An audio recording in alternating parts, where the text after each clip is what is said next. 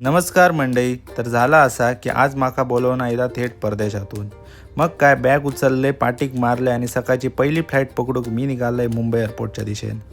प्रवास तसो दूरचोच होतो, त्यामुळे मुंबई एअरपोर्टचो फ्री वायफाय यूज करून वेबसिरीज डाउनलोड करून घेतलंय.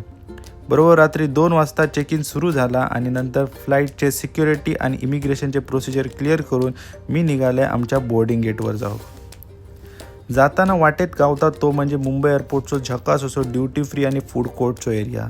थंय थोडीशी नजर मारले आणि जाऊन बसले आमच्या फ्लाईटच्या बोर्डिंग गेटवर.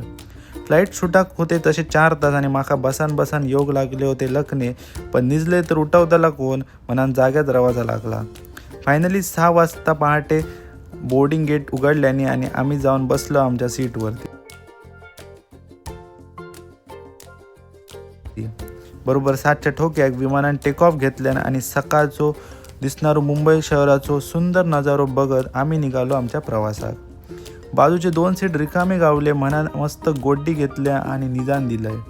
जेवणाची सोय मात्र उत्तम होती. तेवढं फक्त उठलेलं आणि नंतर डायरेक्ट जाक माका इली ती म्हणजे आपल्या डेस्टिनेशनवर, ती म्हणजे टर्कीची राजधानी इस्तांबूलमध्ये. तर विषय असो हा की टर्कीला मी फक्त माझी पुढची फ्लाईट पकडू गेलंय. मग मी नक्की चाललंय तरी खंय आता ता तुमका सांगते नेक्स्ट ब्लॉगमध्ये.